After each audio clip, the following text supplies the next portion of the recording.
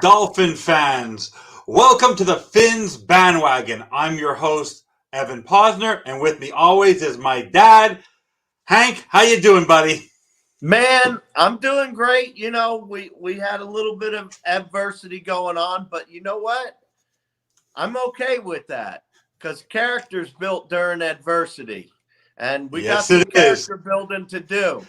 After Sunday's post-game show where I went nuts and I lost my mind a little bit, and listening to the previous show just now, I promised everybody it's going to be a positive, happy show.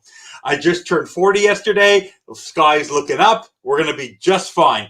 Thank you, everyone, for joining as always. Tonight, anyone who's going to be in the chat, take the time. If you have any really interesting questions that you want to ask Hank and I, feel free. We're going to answer them throughout the show. Digging in the trenches, my buddy JPF Scout, finally, you joined the show. I troll on your show. Troll me online. I really appreciate it.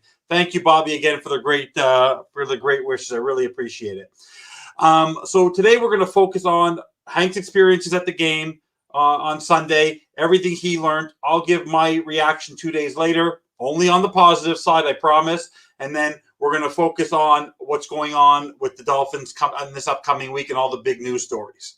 So, Hank, let's start. I don't know if you happen to notice that, and the great title for our show today is that the Dolphins have been unexpectedly detained. And we did a very cool picture of McDaniel and Tua, which we'll talk about a little bit later. And the reason why we've been unexpectedly detained is because we've been without Tua for 3 weeks. So let's just start off with your experience and what you learned from Sunday's game and Sunday's loss and how you can turn it around. Whoa, I was disconnected there for a minute. Oh, I thought you were just stunned by my beautiful words. Would you like me to start over? Yeah, you need to say something because I have no idea what you said. Let's start off again. Garbage. I said that the wonderful title of our show tonight was Unexpectedly Detained. You're going to wonder where I got those words from. That's where the Dolphins have been the last 3 weeks. They've been unexpectedly detained because someone has been left out in the back, and he's coming back this week. So just take a few minutes to give us your reaction to Sunday's game and give us what you saw and what your expectations were going into the game, what you saw during the game, what you didn't look great, but then give it a little bit of a sweetness to it and give us a little bit of a positive vibe of what you learned from the game. All right. Well, first and foremost, I learned that our quarterbacks keep getting hurt. I mean, that's the first part of it. I mean, come on, we got to address the elephant in the room. Yeah. You know what I mean? Yeah. And our quarterbacks keep getting hurt, which also tells us how poor our offensive line is. Once again, I hate to beat this drum, but geez, smile. For so many years now, the offensive line has just kind of let us down. But it's so bad that I know this week it has to improve. It can't be any worse. So there's your positive. Things are always looking up. On it, all right. Yeah. There's your positive spin. And you know, Skylar did a good job. I mean, it was amazing. Those 5 penalties or 6 penalties, however many there were in a row, and every time it was third down and the kid would come back. Boom. Yeah. First down, up, flag. Boom, come back again, up, flag. But he was getting the first down every single time that was being called back. Yeah. So perseverance. Had the weird penalties not happened, the kid was really doing good, in my opinion. Yeah. And I think we found our backup. Then he got stitches in his thumb, I was told. Yeah, right? Yeah, he couldn't move his thumb. But I think what you also must have seen is that based on his play in the Jets game where he had to come in cold and then playing in this game before, unfortunately, on a bad play, he got injured with his hand, that the pick was the right pick in the 7th round. And that the positive is that it's clear to see that it wasn't necessarily an aberration in the preseason, and that it's fair to say that next year he can easily be our backup. We don't need a $6.5 million backup anymore, which is a positive, right? Yeah, I mean, the positive is that he's a good QB too, if nothing else. Yeah. Does he have a higher ceiling? We have no idea, and maybe next year we'll see something. But for right now, he's still just a backup quarterback. He's our third string. We all get that. Yeah. And Teddy, I don't think performed all that good. So, that's another thing we know. No, the We positive don't need of Teddy. Yeah. Yeah. We don't need Teddy. No. So there's the other positive spin to it. Is we don't need Teddy. No. Because I'm not a huge Teddy fan to begin with, and I've made that clear. I'm not a Teddy fan, and I didn't like when he came in, the game went it took a bump down, in my opinion. Now, how people performed for him was a little different. I mean, you can't blame him for all the turnovers and everything else. No, it's not all his fault. No, but I didn't think he was doing as good as Skylar was doing, in my opinion. That's all. And for us, that's a positive because we have a QB2 that's young that costs nothing to have on the roster. Yeah, yeah. So that's how I see it. What's up, Thirsty? Thirsty Cap. Digging in the trenches. We love you guys. We're going to get to your comments in a few minutes. I want to look through them after.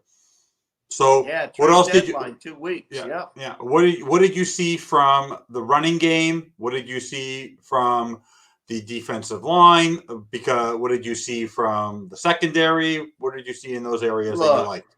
I'm not going to break every single one down for you today. No. Okay. High level. Let me give you just the highlights of it. The highlight of it was the offensive line stunk. That's it. That's the highlight of the whole game, man. That and poor play.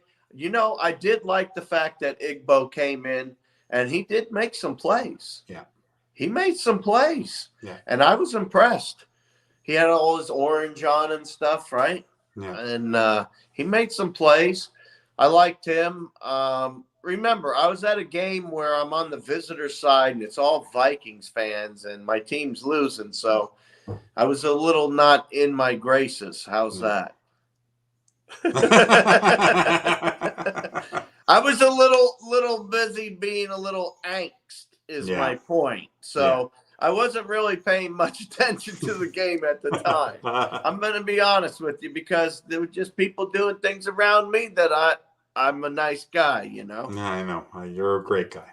I didn't want to say nothing to anybody. So you got to let people have their fun. I mean, for sure. They were having fun at my expense. That's for sure. Yeah, but, that was a tough loss. That was a huge, tough loss. But it also shows me that Miami does have the ability to play because they were playing. You take some of the penalties out of there, they were playing a decent game. Yeah. Okay. Other than the offensive line, once again, which again, that's it's got to improve this week. And Tua's coming back.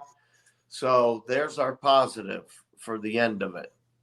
But I don't want to get too far into that either. So I'm going to let you take me through this ride tonight. No problem. For my reaction when I look back, that's what I love about the post-game show. I don't mind being negative there. I always flip it onto the bandwagon side, but I don't mind stating how I feel because then it gives me a chance to reflect and then do a complete 180 on this team. The one thing about this team is the fact that let's look at all the positive I get out of it. You look at the standings now, they're 3-3. Like I said on Sunday, and Bobby keeps on referring to it, the AFC is wide open. If you look at the game last night, because I love to compare, Russell Wilson, oh my God, the team cannot do anything. And Justin Herbert, people could talk about Justin Herbert and the star that he is. He threw 52 passes, not one touchdown. The way this is working right now is there's Kansas City, but even Mahomes threw a bad pass. It happens. The Bills are doing well. The Eagles are doing, but on our side, there's no juggernauts. The ship can be fixed, and we're going to get to that topic in a little bit. Overall, in every single game, even the game where we lost to the Jets because the score in the fourth quarter means nothing. Overall, we've been in every single solitary game up until the fourth quarter. And then injuries or penalties or a bad special teams play. But in the end, we're still in the game. We're not getting demolished. We're not getting killed. And we're doing that without our shutdown secondary, with an injured captain of our defense, who I believe was the glue of that defense, and he's the reason why the defense did play well. Even if he didn't have the best game, knowing he was on the field made a difference. The O-line, the reason they struggled so much is they were missing their captain. They're looking for someone to right the ship, and that's Armstead. Whether Armstead's 50%, 25%, or 100%, the fact that he's there masks a lot of issues because they feel like they have their partner in crime here. Like us trying to run this network without Bobby. Like, try to run this network without Bobby. It would go downhill in 2 seconds. You need your captains. You need your guides. You need your people to be there for you. That's the important part. If you don't work as a team, but you also need to have that leader there. I was very, very hard on McDaniel. What's your positive spin on that? What? On that, everything you just gave out. The positive spin on all that is that the element of captaincy and leadership is coming back. There's a sense that I think they realize now that because they lost 3 in a row, it's a kick in the mouth. And because people are coming back, because Armstead's coming back, because Jackson's coming back, because Uno's coming back, there's a sense that adversity, they know now if they lose one more game, people are really going to be talking about them. This is the biggest game of the year, whether they're going to go up or down. And I see that as a positive because you want to know what? It's Sunday night. Ross is back. Flores is back. Tua's back. The whole team is so fired up for this game, and they're playing at home under the bright lights of NBC. The positive is the fact that this type of thing that happened this past week, where the defense did everything good, the offense is going to explode. Like, in theory, what happened on Sunday night, what happened on Sunday is better than eking out a 1 point. It's better than eking out a 1 point win, because what basically it's telling you is that you still couldn't do it in the end. Here, they realize now, wait a second. Whatever we did for the first 3 games, whatever we did in the last 3 games, whatever. Thank you, Diggs. Whatever. It doesn't matter. Let's start fresh, because if you right now we're at a point in their schedule facing the Steelers, facing the Lions, facing the Bears with Tua back, which we're going to talk about in a sec. We're going to be 6-3. I'm not worried, because in the end, they just need to. Like we always talked about all season, they need to be able to score points. And right now, when have they been able to score points and move the ball down the field? They've been doing it with numero uno. So let's talk about Mr. Uno. Let's talk about the positive fact. We're talking about Mr. Uno already? All we're getting to Mr. Uno. Because let's talk about the positive, and then we'll come back and we're going to go through all the comments. But don't forget to like and subscribe to the channel. We really appreciate all your support. We're going to go back through all the comments. I turned 25. Oh, give me a break. Mr. Melendez, or that must be Alex. I'm not sure which one. The comments. No, we'll see who commented. Let's go. What's up, man? What's up, Hammer Time? Oh, and set like always, Kevin on Sunday night game. Oh, digging in the trenches. Oh, face Miro, Justin, go away. We'd still be in it. You're right. Yeah, but the playoffs don't start tomorrow. The playoffs don't start tomorrow. It's midpoint. Yep, another great point again. Yeah, but we're still friends, Diggs. Of course, we're still friends. Yeah, but also Hank, in 2 weeks, if they win, when they win the next 2 games, what's up, Hammer Time? And it approaches the deadline, they realize if they get the momentum they need, and when they get back on the winning ways, whether it's TB, Teddy Two Gloves, whether it's Sanders, whether it's who knows? Whether it's Gesicki, they know if they get back on the right swing of things and they get their people back healthy, that they have players to play with to go maybe get another lineman, go get another corner, go get someone to just help us before the bye. So yeah, absolutely. I think we're going to be fine. Yeah. Once we hit that bye, things are going to change a little for the Miami Dolphins. They'll get healthy. Lot's going to change. But let's talk about the upcoming though. Let's talk about that Sunday nighter that I'm going to be at. Yeah. I'm going to be there. My friend is flying in from Oregon. He's a big Steelers fan, and we're both going to go to this game and hash it out. We have waited. You're not taking the wife? If his team loses, I buy him a Dolphins jersey, and he has to wear it. If my team loses, he buys a Steelers jersey, and I have to wear it. Where? I don't know. Wherever he wants, I guess. But did he get his own tickets, or you're ditching your wife for your friend? No, I'm not ditching anybody, first off. This was something that when we said we look at the schedule before we even got season tickets, that if this was going to happen, we had no problem, with the two of us going to whatever game. It just happened to fall on the Sunday nighter. Yeah. So, Dolphins Thirsty. Sanders making field goals. I say a prayer every morning for my friend Jason Sanders. Yes, on Sunday in the bright light, maybe he likes to play in the dark. I don't know. He'll kick better field goals. Who knows? Let's focus on the positive. Jason Sanders, let him right the ship on Sunday. I will give him one more chance on the positive bandwagon fan. He's still hanging on to the back of the bus. I promise you. But upcoming the Steelers game. So the Steelers game, there's a lot to talk about. I mentioned it previously. Ross is back. Flores is back. Tua's back. What is the big story and the most exciting part for you about this upcoming Sunday night game? Because I know on Fins Talk today, you're going to talk about the game, your preview, your prediction. But before we talk about Tua and specifics of the team, what gets you more excited about Sunday's game? What gives you the best? Why are you jumping up and down for Sunday's game? That's simple. It's because Sanders is a night kicker, of course. Must be. Didn't know that, did you? Yeah. I am so pumped up because I know we're getting players back. We're going to have players healthy. Yeah. That's a big part of it for me is we're going to have players healthy, ready to go. And, it's going to make a difference for Miami, in my opinion.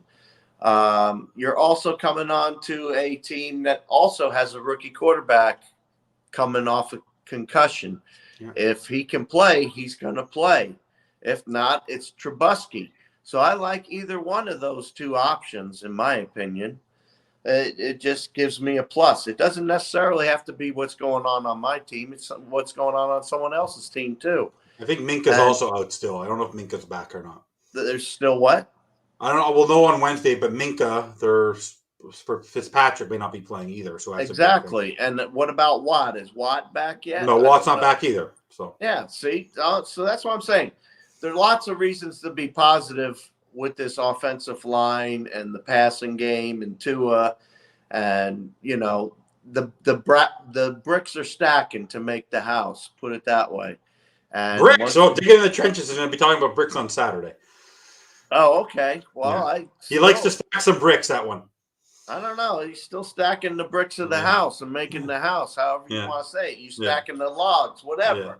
We're building the foundation here for a comeback for the Miami Dolphins to get on a winning run. Yeah. And I'm going to be there to see it live. And I'm probably going to be near pissing my pants with joy when it happens. Oh, I'll tell you one thing. I want Ross to be there, and I want them to fan in on him very often. Let him fly in on his private jet on Sunday morning because he doesn't like to be at the stadium.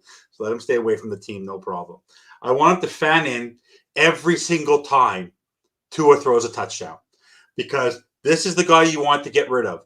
But you want to know what? The guy who you were so proud to hire as your head coach, you may want someone else, but the person you stood up and introduced as your new head coach has been begging. You could just see it from the last 3 weeks. He is giddy for joy that his BFF that calls him at 10:45 at night is coming back. And you want to know what? You and I talked about it before the year. Who would have thought we'd be going into week 7 and the number one person this team needs is Tua? Everyone talked about the offensive line, but Tua needed to do whatever. You want to know what? Tua can make his career on Sunday. Why? He's playing on Sunday night. He's coming off of an injury. And you want to know what? And I made this point. Everyone talks about how bad the offensive line has been. But I'll keep on telling you this over and over and over until it gets in the... Even with this crappy offensive line, a coach that didn't want him, all the trade rumors around him about getting all this, the quarterback, whether the defense or not, he was still the quarterback of record. He is 16-8 as a quarterback. He's won double the amount of games that he's lost. Yes, a lot of his stats from this year has come in the fourth quarter. But even with the concussion that people say he had in the Buffalo game, he came back and threw a dart. He's a gamer. The fact that Flores is on the other side, the fact that he knows the team struggled without him, he knows that if he gets a win and shows in the bright lights exactly what he did last year against Baltimore. If we all remember that game against Baltimore when Flores didn't want to put him back in, and then he put him in and he didn't have his crosses on his face, and he came in, that throw to Albert Wilson. The fact that he came in the game and they won the game. Tua is going to light it up on Sunday, and everyone on Monday is going to be saying, the 3-game losing streak, we have Tua back. Tua plays with crap in front of him for the last 2 years and somehow still wins. So he's going to win on Sunday. Tyreek's going to be happy. Waddle, I think Robbie made a great point. Waddle has not been himself all season, the last 3 games especially. He hasn't been himself. His stats are good, but he hasn't been himself. Getting Tua back is going to make the biggest difference for him. They just want him back. They want their captain back. He is the leader of this team. And the fact that he's back and he has all this ammunition, a flow on the other side, Ross watching, and he has McDaniel in his corner, sky's the limit. It's going to be a crushing win on Sunday. And everyone on Monday morning is going to be talking about the Miami Dolphins. That is what's going to happen. I can promise you that. Whoa. Positive enough for you? Hold on, Joey. Hold on, Joey. Who's Joey? Who's Joey? Yeah, Joey Namath. Joey Namath. Hold on. I don't have the finger up yet. Hold on a minute, man. I gotta go. Let me ask you. Get fired up, Evan. I love it. Let's get fired up in a positive way. I was How positive. are they going to do it? What's going to be the secrets? What do you think's going to happen? What do I think is going to happen? Yeah. I think for the first time ever, if they win the toss, I actually want them to lose the toss. Okay. I want them to lose the coin toss. What? Because every time they win the coin toss, they defer. They need to shove it down the Steelers' throat. Let Tua come in on that first drive, and on first down, on the first play of the game, he's going to bomb at the hill. And I'm talking about, we're going to score a touch. You're going to be sitting on the seat, and you won't even have, your seat won't even be warm on the seat, and it will be 7-0. Okay? In the first minute, it's going to be 7-0. I'm telling you. If the Dolphins lose that toss and they get the ball, it will take the Dolphins not even a minute to get downfield and score a touchdown. I'm telling you. And there's going to be stunned looks on the faces. The crowd's going to go nuts. That's what's going to happen on the first drive of the game for the Dolphins. If they lose the toss. Because if they get the ball first, or if they win that toss, someone get in McDaniel's ear. Stop 6 games in a row. So they have the ball first. What's going to happen? I just told you on the first play, he's going to bomb at the hill 50 yards. I know, I'm telling you. How's the offensive line going to do? The offensive line's going to have a beautiful, as they say in Montreal, you guys call it pastrami in the States, the smoked meat sandwich. You're going to have Austin on the right. You're going to have Armstead on the left. We're going to have our starting tackles back. Who would have thought? I'd be so happy to have Austin Jackson back. Eichenberg will feel better that he has his safety net. Williams will do what he needs to do, and Hunt is always reliable. The offensive line will be what we had in week 1, where we never worried that we were going to lose the game. Do we have the best offensive line in football? Nowhere near it. But overall, if we have our starting offensive line of week 1, we're going to be perfectly fine. No. Stoner asked for grateful. Sorry, man, Stoner. Oh, I got stoned last night. It's all good, buddy. That's how I celebrate my 40th, right? Got to go. But no, I want to ask you an important question, Hank. I want to ask you an important question. Sure. I want to flip it on positive. I was hard on McDaniel on Sunday night. So the penalties, the way the Crossman and the way he was handling special teams, and what's going on with Sanders, and what's been going on with all the penalties, and how Applebaum and Coach Lem, and then there's Frank Smith. Like, in the end, it falls on the coach, and then it also relates to Greer. Overall, 6 games. You've been to 3 of them at home. Tell me, I was hard on McDaniel. Tell me why I'm too hard on McDaniel. I'm not hard on Greer. Greer's let Brett and let Bobby rip on Greer. I'm focused on McDaniel. He is a rookie coach, but I believe the hardest thing I gave to him was the fact that he was missing his safety net in Tua, and he said he always wanted adversity. And I feel like he's gotten an F for the last 3 games on not being able to handle this team on the offensive side of the ball without his safety net, and the fact that I'm convinced he built this offense around Tua, and that without Tua.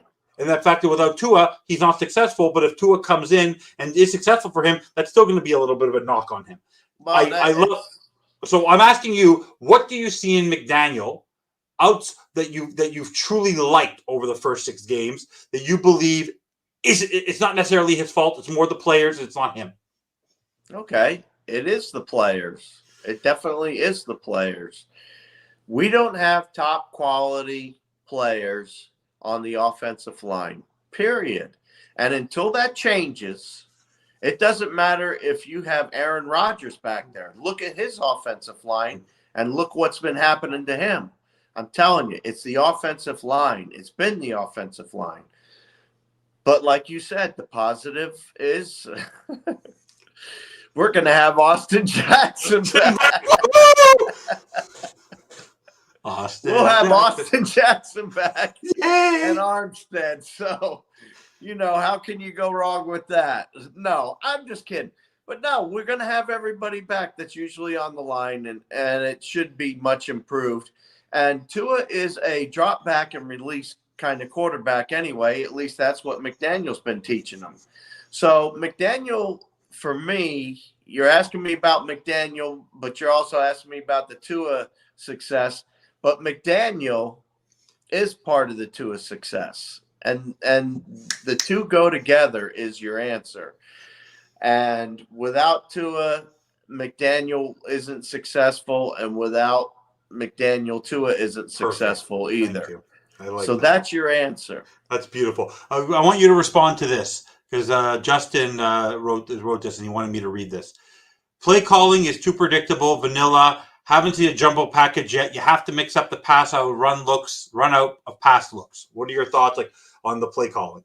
Because you've been in 3 games. What do you find with the play calling? I'll give you a perfect example for me where I found this play calling to be a little vanilla and not very smart. As at one point they got a great first down, and then they moved the ball, and then on the next play they took the 3 wide receivers off. You knew it was going to be a running play, and then we lost yardage. So every time we were gaining, we were losing. So it's a little more predictable. Or do you believe that he didn't believe that Teddy could do the job there? Do you believe that he didn't believe Skyler could do the job? What are your thoughts on how the offense has been running for the last 2 weeks? I think the running game overall is too predictable.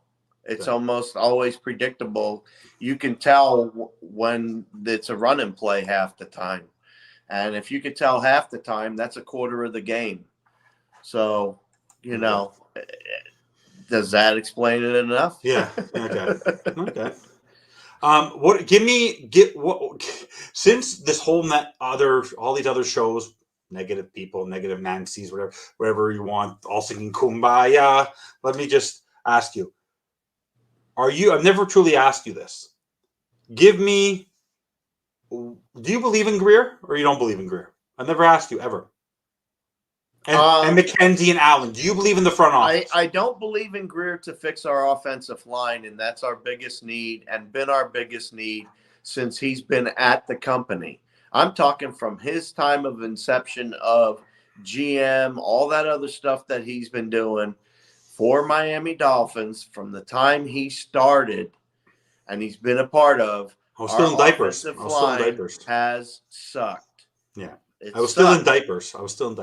And other than that, you look at outside talent, it's hit or miss for everybody. I mean, you look at the odds, and it's just amazing that the top 10 are 50-50, bust or boom. Yeah. So it's not a surprise that he's not perfect on people, but dang, stop bringing hurt players over to fix our problems. That's another issue I have with him. He brings over players. Wait, Florida. It's Florida. Old people retire in Florida. Yeah, exactly. Yeah, I'm old. I'm retired. No, you're still a baby. You're still a baby. But people who are injured want the beach. They want to relax in the sun. They don't want snow. They don't want wind. They want snow and beach. They want snow and beach. Sorry. They want sand and beach. My apologies. Hey, everyone I know everyone from this up in the north, November 30th hits, December 1st, they're out of here. They're in Florida for 3 months. Out of here. Snow and beach. What a joke. Yeah. That'd be cool. Snow and beach. White sand beaches. Man. I had to laugh. I might be doing a little too much of this. But maybe you're just hanging out with me too much. Oh, jeez, yeah. Did Evan disrobe yet? Oh, Jesus. I have to disrobe. As far as Greer goes. I have to disrobe for a minute. You all right, man? What? No, I disrobe from the bottom, Dave. I disrobe from the bottom. Every show they want me to disrobe. Oy vey, I save that for Hank. Hank does that before every football game, every home game. Check him out on Twitter on Fins to Win. But let me get you going. So with Greer, what do you see though, besides Hill?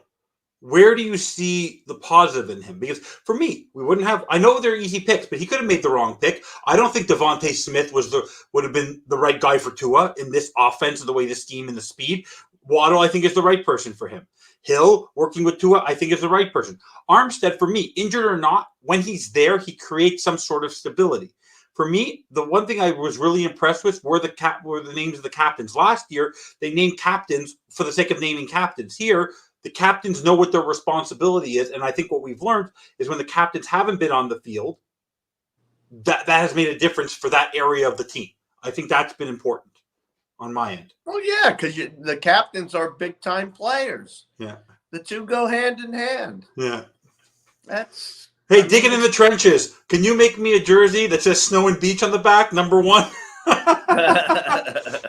Oh, man, you know what? I got confused because Snowflake. Hey, they named the Ace Ventura. They named the Dolphins Snowflake. Maybe that's what I was thinking about. You never know. I don't know. I don't know. I'm a little confused tonight. Yeah. Why do you give me a reason why you think the running game is going to be much improved this upcoming Sunday? Because it's been hit or miss. Like, one thing that was really impressive, because you weren't there, you were there, but you didn't feel it in the game. It was sort of like the reverse of the Buffalo game, right? Where in the Buffalo game, we had almost no yards, and Buffalo dominated. In this game, we dominated the yards, and Kirk Cousins threw 185 yards. Delvin Cook only got his main yards. He only had 20 yards rushing until he went for that 50-yard where the defense just got exhausted after the letdown of that awful interception, which in the end, no, Teddy, it wasn't your fault. It's okay, Teddy. I believe in you, Teddy Bridgewater, because according to the founder of this network, I thought he did something personally to me. What he did personally to me is the fact that he's not pumped up like we are. We're more pumped up about our team than Teddy Bridgewater, who plays for the team. Okay? I'm just going to get it out there. Jesus Christ. Anyway. You feel better? I feel so much better now. Where was I? Give me the running game, because the running game was supposed to be the bread and butter. I know that stuff's legal up there, Daniel. I'm throwing a piece of Canadian realty term. Oh my God! They have apartments in Sunny Isles for the winter time. That's so funny. That's great. Sunny Isles, Snow Isles, whatever you want to call it. But no, what have you seen from the running game? Do you find that it's predictable on when they're using it? Are they not using the zone blocking well? What is it that you're seeing? And what do you see? What positive are you taking out of the running game? Because when Mostert's gotten free, the man flies. He's a track star. But what do you think is holding it back, and how do you think they can fix it? Do you think Tua being back will help it, because they might ease him in as well? I think the opposite of most people. I think you need the passing game to open up the running game. Okay? Yeah. Everybody else says you need the running game to open the passing game. Both. Throw a few deep passes to Hill. Throw a few deep passes to Waddle. Throw a few deep passes to Gesicki. I guarantee you the running game will open up. It's that simple. It really is, because they're going to load up every time and come after the quarterback until the offensive line can actually stop somebody. Everybody knows that the Miami Dolphins offensive line is suspect as all get out. And knowing that, they're going to come in and take advantage of it. And they're going to load up and go after the quarterback. I mean, it's, everybody threw out this thing that Tua gets hurt easy and all this other stuff. And I've been hearing that. All three of our quarterbacks got injured. I want to point that out. All three of them got injured. There's a reason all three of them got injured. It's the offensive line. Not Tua. Because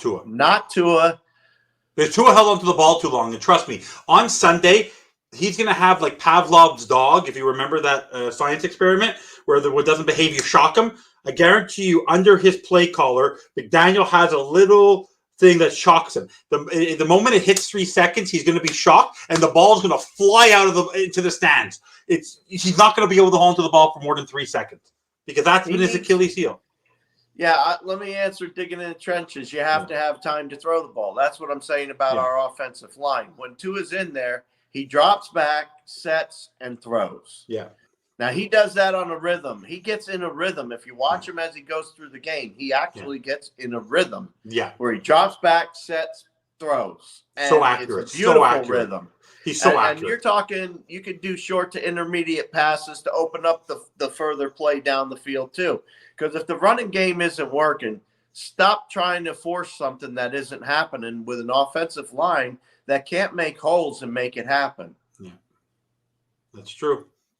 I fully agree with you. So you do believe that if they open up, if Tua is able to open up when he opens up and opens up the game a little bit, and Hill and Water will able to move around a little bit more, do you feel like the running game will then be able to open up? Like they need a little bit of more confidence there? That's what you're thinking? Absolutely. Absolutely. Because until you get them to back off and stop thinking they can always bull rush into and get to the quarterback every time. I mean, it's almost every series they're getting in the backfield. Yeah. Every series. Yeah. Come on. It's got to stop. Plug the holes. Stop the leaks, however you want to say it. That's, and I'm not being negative about it. I'm just saying that's why I say we have pieces coming back that are going to help that a little bit too.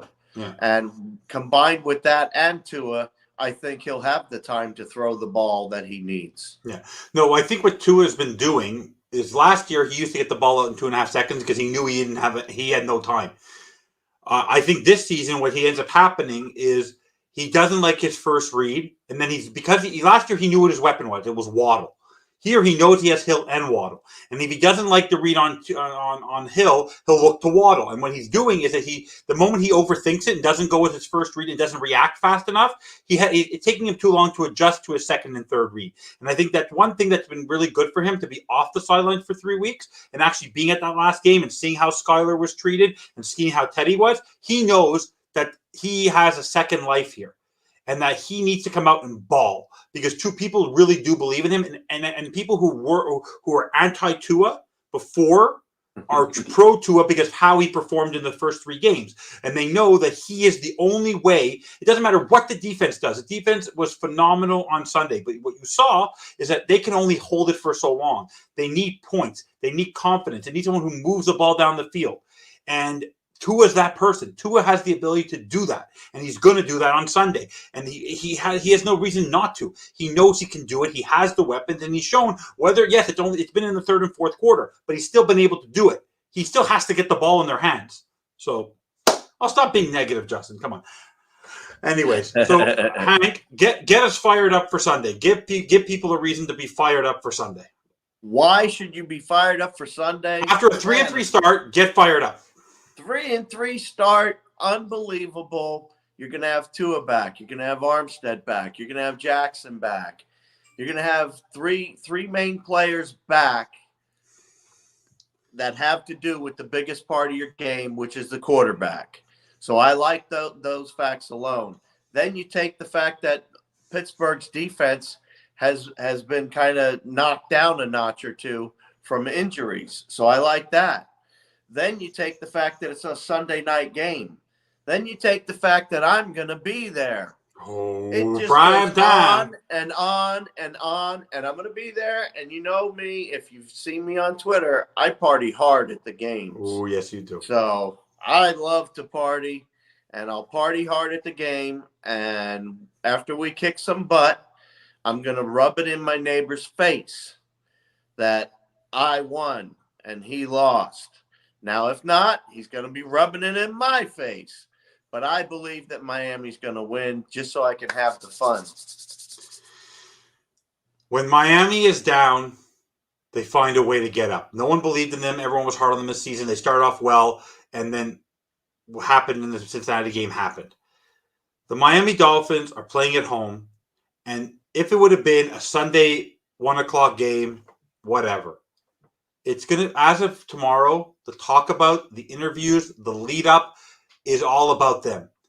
it is the perfect opportunity in these high-pressure games for a guy who has been in high-pressure situations like Tua, like Tyreek, like Jalen, like Armstead, like X, people who have been in these situations before. They're going to thrive. And you're playing a team that doesn't even know who their quarterback is. And if we recall last year, how does Miami fare against quarterbacks that are mediocre? Okay? Who have injuries, don't have the defense. Teams that are fumbling, it's dessert for these Dolphins. They are going to smash it. Bleezy said 31-10. At the minimum, they're going to win 31-10. I wouldn't be surprised if they win by 4 touchdowns. It is going to be a party in South Beach on Sunday night. I just can't wait, because you know what's going to happen? If it doesn't happen, I can only imagine what's going to happen with Justin and Bobby and Brett on Sunday night if they somehow lose this game. But they're not going to lose this game. Why? Because Tua's back. We're getting our players back. We shine the bright lights. Last year when we were 1-7, Lamar Jackson's going to walk into Miami and kill the Dolphins. Please, Tua came in and saved the day. You want to know what? We're gonna smash like we need to smash and like and subscribe. Exactly, Mr. Producer over the loudspeaker. The team is going to do what it needs to do. And you want to know what? I would put the standings on that bulletin board, and I would put that 4-2 Jets. It makes me vomit to know that the Jets are better than us right now. Honestly, the fact that Bailey Zappi and the New England Patriots are up our rear, the fact that teams are not winning by big amounts, the fact that teams like Kansas City struggled on Sunday, the fact that the Denver's not great, San Diego doesn't look great, Las Vegas is not doing great. The whole AFC is so wide open. They just need to take these one game at a time. But this is the easiest part of their schedule, and they're getting their ace quarterback back on the field. They're getting their players back slowly but surely. Maybe one day we'll get a surprise and Jones will be back in 2 weeks. Who knows? Overall, we shouldn't be negative, because you want to know what? If we were 3-3 and the people above, and everyone around us was 4-2, there's 1 or 2 teams that have a better record than us in this division, in this conference. It's wide open for us. It's square one. Consider it a new season. We're heading to week 7 with what we need to go back in prime time. The focus is on us. And McDaniel said, check your pulse on Sunday. Everyone's going to be fired up for this game. I can only imagine how loud it's going to be in Hard Rock Stadium with Tua back, and with the team playing at night against the Steelers with Flo back and Rosta. It's going to be phenomenal. I really appreciate everyone for joining us. You're late. Of course you're Steve. I'm never late for your show. Tardy. I might show up at your show next week at 7:59. Thirsty. Miss Fins. I remember that, Roger. Is it a must-win for the Dolphins? Yes, it's a must-win for the Dolphins. Fins. The reason why it's a must-win for the Dolphins, not because the team needs to win, it's more for the fan base. It's more for the confidence of the team. Because if Tua goes out and doesn't perform, where are you there? Because Teddy has not been the answer. Skyler is a young quarterback. So where is it? People are now going to truly question the mindset of McDaniel and Greer. And there might be a huge I don't know what Ross might think on Monday morning if they don't win, because he's saying, I left you guys. I gave you guys what you needed, and boom, whatever. Honestly, it's a must win for the psyche of not just the team, but of the fan base.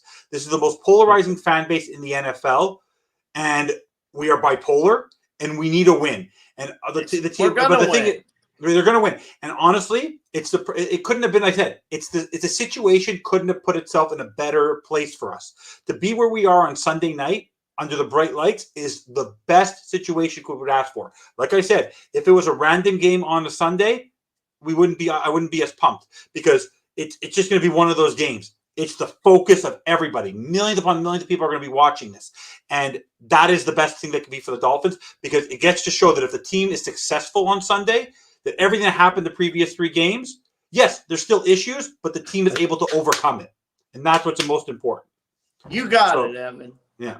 So for me, similar to Bleezy, it's going to be a 3-touchdown win at the minimum. I will troll and on Saturday morning. For sure. Well, I'm not going to tell you any of my predictions. No, you go on Sunday. Fire Greer yesterday, the O-line. I got to wait till Saturday. Greer doesn't need to be fired this season, because at the end of the year, they'll reassess. Trust me, Stephen Ross is back. If it doesn't work out, he'll do what he needs to do. I hope it's not a David Cooley situation with McDaniel. I've been hard on McDaniel, because I believe that his number one flaw has been relying on Tua a little too much. They're relying on each other too much. But maybe that's what they need. The same way other people, like Mahomes has been great with Reed. There's people who just have a dynamic duo, and that's not a bad thing. Your quarterback should be getting along with your coach, and they should have that symbiotic relationship. And that's what they need. Let me bring something up, okay? Yeah. Let's put Tua in the bright lights the way he should be, okay? Yeah. Mahomes, 21 for 29 when not pressured. Yeah. When pressured, 4 for 11. Yeah. Yeah. How does Tua do it? He does it every single time he goes out there and defies the odds with as much pressure as he's put on every single time. He drops back and he performs. Period. Headphone drop. He performs. Yeah. So that's you're 100% right. If you're not excited about this upcoming game, it's a big game. It was Monday Night Football. That's my point. It was Monday Night Football last night, and it was supposed to be Russell Wilson versus Justin Herbert. These two superstar quarterbacks. It was a snooze fest. It was a snooze fest. You're supposed to have these ballers. They did nothing on the bright lights of Monday Night Football. It's ridiculous.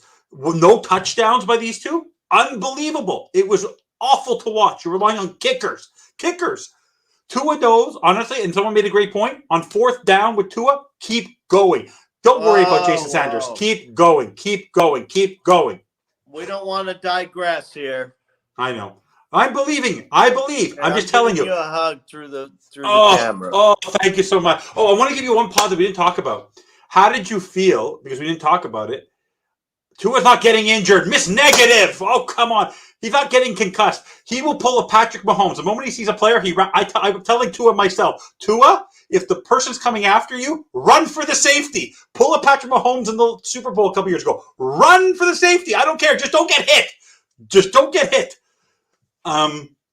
What the defense found the compass. Jalen Phillips, Raekwon Davis, Emmanuel, they found the quarterback. Honestly, I think that gives them confidence that they found a way. And Mitch Trubisky doesn't get rid of the ball fast. Kenny Pickett, and also people talked about if Kenny Pickett plays, Kenny Pickett, he's a rookie, right? He's a very rookie. He's an interception machine. Xavier Howard, Javon Holland. If I want Kenny Pickett to play, he is going to. We have one of the worst turnover ratios on the defense. It's the perfect night for X and Holland to go nuts and to take chances and to get interceptions. The turnover battle. When we've lost games, we lose the turnover battle. Sunday night is the perfect time to win the turnover battle. I can't talk too much smack because I like Pickett coming out of college. But he's a young quarterback. I understand. I'm just saying I liked him coming out, yes. I can't bash him. Yeah, Mr. Producer, I want to get a comment from people. Everyone talked about how the defense was so great, and it was so bad because Flora wasn't there. That was the same defense I saw when we won 7 in a row. Did Josh Boyer call up his buddy Flores and have him in his ear the whole game? In the end, the defense is the defense. You just need to follow the plays. They're slow starters. Right now, that game showed that the defense is ready to ball. They're ready to ball. So for me, it's going to be a beautiful sight on Sunday. And I can't wait for everyone to be singing the bandwagon praise. I'm leaving a few seats in the back of the bus for anyone who wants to join the bandwagon on this network. And you better make your commitment before Friday. If you don't make your commitment before Friday, I'm giving them away. So make your commitment and believe in our team. We're heading up to the 55th of the hour. I really appreciate everyone for joining us. Don't forget to like and subscribe to the channel. We really appreciate it. Oh, Steve, Herbert's playing hurt. Quarterbacks play hurt. Tua played hurt. He threw a 50-yard bomb. People play hurt. The kicker was walking on one leg. He kicked 4 field goals. Don't tell people we're getting injured. People play injured. It's football. It's a contact sport. Jeez up.